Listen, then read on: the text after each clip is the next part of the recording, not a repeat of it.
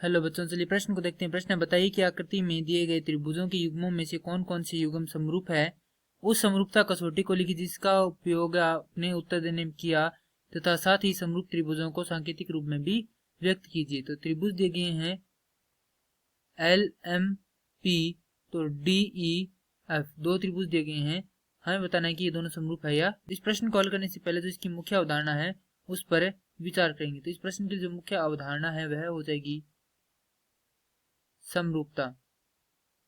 अर्थात हम यहाँ पर यह देखेंगे त्रिभुजों में जो समरूपता है वह क्या होती है। तो किसी दो त्रिभुजों के संगत कोण व संगत भुजाओं का अनुपात बराबर हो तो वे समरूप त्रिभुज होते हैं और उनका यह गुण क्या कहलाता है, समरूपता कहलाता है। तो अब देखिए यहाँ पर जो LM है उसका मान है 2.7, उसके बाद LP का मान है 3 और MP का मान है 2, और यहाँ से देखें तो DE का मान है 4, DF का मान है 6 और EF का मान है 5।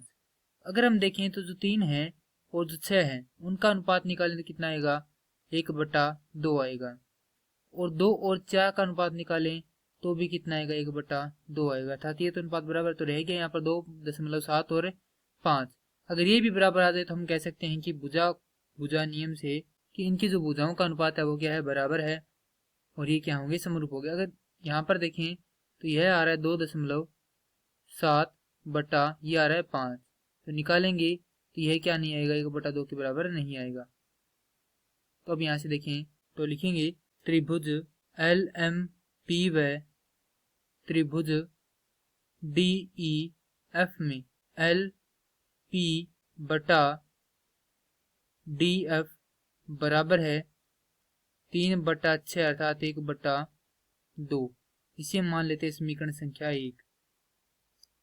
दूसरा देखेंगे MP बटा DE बराबर है 2/4 अर्थात 1/, उसके बाद लिखेंगे यहाँ पर LM बटा EF बराबर है 2.7 बटा 5/3। तो यहाँ से हम लिख सकते हैं समीकरण 1 बराबर 2 बराबर नहीं 3, और हम जानते हैं कि वह त्रिभुज समरूप होता है जिसके संगत भुजाओं का अनुपात क्या हो, बराबर हो।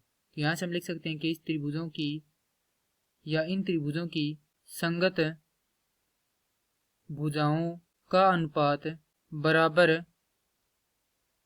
नहीं है, अतः ये समरूप नहीं है। अतः हमारे प्रश्न का उत्तर हो जाएगा कि ये त्रिभुज समरूप नहीं है। मैं आशा करता हूँ कि यह प्रश्न आपको समझ में आया होगा। धन्यवाद।